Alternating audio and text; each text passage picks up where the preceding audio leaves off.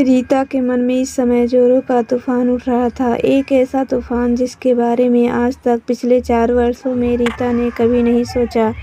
तूफान जो अपने आप में सैकड़ों प्रश्न समेटे हुए हलचल मचाए था रीता के भीतर। रीता चुपचाप उसके थपेड़े सहती अपने आप से लड़ती जा रही थी। रीता भाभी, मैंने केशव से बात कर ली है आपसे शादी करने के लिए। आप और केशव शीघ्र ही शादी कर रहे हो। ये शब्द आज सुबह ही उसके 23 वर्षीय देवर ने कहे थे। बिना उसकी मर्जी जाने आकाश ने यह सब कैसे कर और कह दिया। रीता इसी तूफान में उलझी थी। आकाश रीता का प्यारा देवर है जो अभी अभी सब इंजीनियर का डिप्लोमा लेकर लौटा था जबलपुर से। आकाश शुरू से ही जबलपुर में पापा के साथ रहता था। पापा का जब तबादला हुआ तब आकाश मुश्किल से अभिषेक के अनुसार 12 वर्ष का रहा होगा। उसके 2 वर्ष बाद जब रीता और अभिषेक की शादी हुई तब प्रथम बार देखा था रीता ने आकाश को। जब पहली बार दुल्हन बनकर रीता घर पहुंची तो आकाश दूर खड़ा खड़ा उसे घूर कर काफ़ी देर तक देखता रहा। फिर बाद में जितने दिन आकाश रीता के पास रहा उसकी और आकाश की अच्छी मित्रता हो गई। अभिषेक के दफ्तर से घर लौटने तक वे दोनों आपस में खटपट करते रहते। कभी आकाश उसे चिढ़ाता, कभी रीता उसे दुलारती। हाँ, तब घर में एक सदस्य और भी था, केशव। शांत गंभीर कवि हृदय का स्वामी। केशव अभिषेक और आकाश के बीच की कड़ी था। केशव की और रीता की उम्र में लगभग 2 वर्ष का अंतर रहा होगा। कभी कभार वह भी कुछ लिखता पढ़ता मुस्कुरा दिया करता था। रीता और आकाश की मीठी शरारतों पर रीता ने हमेशा ही केशव की आंखों में अपने लिए सम्मान पाया। अभिषेक और केशव दोनों में ही गहरा लगाव था। दोनों को क्रिकेट पर घंटों बहस करना, राजनीति को अपने हिसाब से तोड़ना मरोड़ना बड़ा अच्छा लगता था। भाभी जी, भैया कब आएंगे? वे कब आने की कह गए? हमेशा ही यही शब्द सुना था केशव के मुंह से रीता ने। और भाभी जी कुछ कहती तो उनके मुंह से जी के सिवाय कुछ भी नहीं निकल पाता था। रीता की सास बेहद सुलझे दिमाग की महिला थी। अभिषेक की मौत के पहले माताजी पापा के पास जबलपुर में ही रहती थी, किंतु बाद में दुख बटाने रीता और रिवान के पास आ गई। रिवान रीता और अभिषेक की संतान था। माँ, जल्दी से खाना लगा दो। स्कूल से लौटकर जूते के फीते खोलते रिवान की आवाज़ ने रीता के अंदर के तूफान पर क्षण मात्र के लिए ब्रेक लगा दिए। आंखों में गीलापन और चेहरे को परेशानी में उलझा देखकर रिवान खुद ही रीता के पास चला आया। माँ, क्या बात है? आप कुछ परेशान लग रही हो। रिवान ने पूछा। कुछ नहीं बेटे, रीता ने लंबी सांस छोड़ते हुए भर्राए स्वर में जवाब दिया और चुपचाप खाना लगाने लगी। रिवान को मासूम समझ कुछ सोचकर खामोश हो गई। रीता अपने आप से लड़ती खाना लगाने में व्यस्त थी, किंतु थोड़ी ही दूरी पर स्थित 2 आंखें आज अजीब सी हालत में रीता को देख रही थी। वे आंखें थी केशव की। केशव जिसे आकाश ने एक नई राह पर मोड़ दिया था, ऐसी राह जिसके बारे में कभी उसे कल्पना नहीं की थी। कुछ दिनों पहले ही तो माँ ने उसे अनेक रिश्तों के बारे में बताया था, किंतु उसने अपनी शादी के बारे में माँ को खुद ही निर्णय लेने को कहा। केशव के आर्ट्स कॉलेज में हिंदी का लेक्चरर बनते ही अनेक रिश्ते आने शुरू हो गए थे। पापा जी और माता जी दोनों ही अब केशव की शादी कर देने के इच्छुक थे। अभिषेक की ट्रक दुर्घटना में मृत्यु हो जाने के पश्चात केशव का रीता के प्रति सम्मान, उसकी देखभाल करना अत्यधिक बढ़ गया था, जिसे आज तक निभा रहा था केशव। अभिषेक की मृत्यु के बाद हम उम्र केशव को रीता को समझाने बुझाने में काफ़ी मेहनत करनी पड़ी, किंतु माँ के आ जाने से और रिवान की शरारतों के बीच समय बीतते बीतते सब कुछ सामान्य हो गया। केशव के देखते देखते रीता के आंसू समय ने थाम दिए। माँ की सरलता, रीता के स्नेह और रिवान की मीठी शरारतों में पता ही नहीं चला समय कब गुजर गया। रीता के जीवन के संबंध में अनेक सवाल अभी तक केशव के मन में तैरते रहते थे, किंतु कट्टर रूढ़िवादी परिवार एवं सामाजिक नीतियों के कारण वह ऐसा कोई प्रस्ताव माताजी और पिताजी के सामने नहीं रख पाया। किंतु यह काम आकाश ने कर दिखाया। आकाश जब पिछली बार अभिषेक की मृत्यु पर आया था तब के आकाश ने भाई की मौत पर आंसू बहाने के अलावा कुछ नहीं किया। और आज का आकाश कितना बदल चुका था। 2 माह पूर्व लौटा आकाश जबलपुर में डिप्लोमा लेकर आया। तब उसके मन में भीतर ही भीतर एक क्रांति जन्म ले चुकी थी, रीता को पुनः दुल्हन बनाने की। उस रीता को जिसने उसे कभी गोद में खिलाया था। पिछले 4 वर्षों में आकाश में असामान्य परिवर्तन हुआ था। 2-4 दिन में ही मुरझाई हुई लेक्चररशिप संभालता रीता और रिवान सभी अपनी दिनचर्या में ढल गए। साधारण जीवन व्यतीत करती रीता को देखकर आकाश के भीतर की भावना और धधक उठी। 5वें ही दिन आकाश ने माँ के सामने केशव और रीता की शादी कराने की इच्छा व्यक्त कर दी। बिना केशव और रीता की इच्छा जाने माताजी आकाश के मुंह से यह सुनकर दंग रह गई।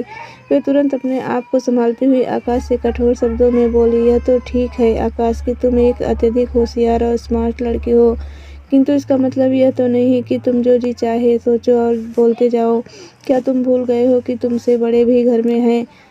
तुम्हारे नहाने का पानी गर्म कर दिया है, जाओ जाकर नहा लो, और खबरदार जो इस तरह की बात दिमाग में लाए। माँ का तीखा जवाब सुनकर आकाश उस दिन माँ के सामने से हट गया, यह बड़बड़ाते हुए कि बड़ों के पास फुर्सत कहाँ कि इतना सोच सके। दूसरे दिन फिर हिम्मत जुटाकर आकाश ने वही प्रश्न माँ के सामने दोहरा दिया। माँ बिना कोई जवाब दिए रसोई में काम कर रही रीता के पास चली गई। केशव और रीता के बिना जाने यह अंतर्द्वंद माँ और आकाश में चलता रहा। फिर एक दिन पापा की चिट्ठी भी आ गई, जिसमें स्पष्ट रूप में ना लिखा था। आकाश का यह प्रयास भी असफल जाता रहा। आकाश की यह विस्फोटक बातें सुनकर माँ ने केशव की शादी की कोशिश और भी तेज कर दी, और फिर वह दिन भी आ गया जिस रोज आकाश की भभकती विचारधारा और केशव की खामोशी का टकराव हुआ। माँ से लगातार डांट फटकार सुनने के बाद ने सीधे केशव से बात कर लेना उचित समझा। केशव, शायद तुम सोच रहे होगे कि मैं तुम्हें रेस्तरां में बुलाकर क्या बात करना चाहता हूँ। आकाश केशव की ओर देखकर बोला, केशव, मैं जानता हूँ कि तुम अत्यधिक समझदार व्यक्ति हो, पुराने रीति रिवाजों के घर में पलकर बड़े जरूर हुए हो, किंतु अच्छा क्या है ये तुम खूब समझते हो, इसलिए मैं तुमसे ये बात करना चाहता हूँ। अब तक केशव की समझ में कुछ भी नहीं आया था। आकाश, तुम क्या कहना चाहते हो? उत्सुकता से घिरा केशव बोला, केशव, तुम रीता से शादी कर लो, आकाश ने एकदम कहा। छनांक वेटर के हाथ से कांच का गिलास टूटकर फर्श पर जा गिरा। केशव आकाश की ओर देखता रह गया, उम्मीद से परे, उम्मीद से बढ़कर। प्रश्न क्षण भर में केशव के सामने रीता के अनेक रूप घूम गए हों। भैया, आकाश ने हिलचोल में बोला, मैंने इसलिए तुम्हें यहाँ बुलाया है। भैया, जरा सोचो, रीता ने 4 साल बिना अभिषेक के कैसे बिताए होंगे। सोचो केशव, रिवान का आगे चलकर कौन सहारा होगा। यह तो ठीक है कि हम उन्हें जीवन भर कोई कमी नहीं होने देंगे, लेकिन केशव, तुम रीता के जीवन की सबसे बड़ी कमी पूरी कर दो। तुम रीता से शादी कर लो भाई, तुम रीता से शादी कर लो। आवेश में न जाने क्या क्या कह गया आकाश केशव से। खामोशी में काफी समय जब केशव और आकाश बाहर निकले तो केशव ने आकाश को कल जवाब देने का कहा। देर रात तक आकाश न जाने क्या क्या सोचता रहा। सुबह जब उसकी नींद खुली तो तब 9 बज चुके थे। नित्य कामों से निपटकर आकाश ने केशव के बारे में माँ से पूछा तो माँ ने उसे तीखी निगाहों से घूरते हुए बताया कि वह तो आज 9 बजे ही दफ्तर निकल गया। अपने कमरे में शर्ट पहनते हुए आकाश की नज़र टेबल पर पत्थर में दबे एक पत्र पर चली गई।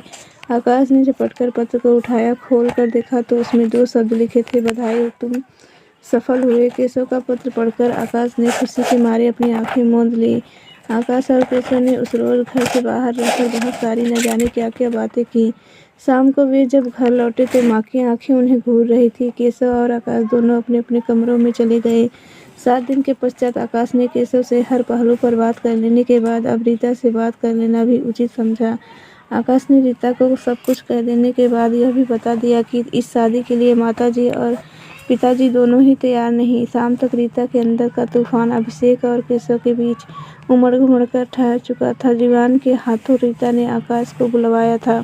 रीता मन ही मन कठोर निर्णय ले चुकी थी, एक समझदारी से भरा निर्णय। क्या सोचा भाभी जी?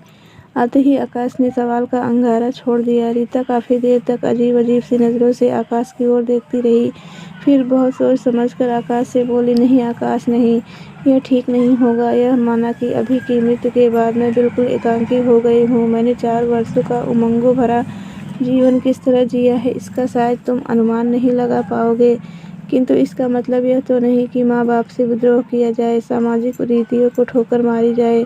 मैं भी पढ़ी लिखी आधुनिक नारी हूँ, मैं भी इन सब पुरानी बातों को नहीं मानती, किंतु लोग इसे कभी नहीं स्वीकारेंगे। आकाश, हमारा समाज इसकी आज्ञा कभी नहीं देगा। माँ पिता की आज्ञा के बिना किया गया यह कार्य अच्छा नहीं, बेशर्मी से भरा कहलाएगा। मैंने आज दिन भर में काफ़ी सोच लिया है। तुम्हारा प्रयास काफ़ी अच्छा रहा, किंतु दुख है तो इस बात का कि तुमने ये सब मुझे आज बताया। सारी कार्यवाही तुम अपने ही स्तर पर करते रहे। आकाश, तुम इस बात को हमेशा के लिए भूल जाओ। केशव को मैं समझा दूंगी। मुझे माताजी पिताजी से विद्रोह नहीं करना है। जाओ आकाश, जाकर माताजी से माफ़ी मांगो। मेरी चिंता छोड़ दो। जहाँ तुम और केशव जैसे देवता रहते हैं वहाँ मुझे उम्र भर कोई तकलीफ नहीं हो सकती।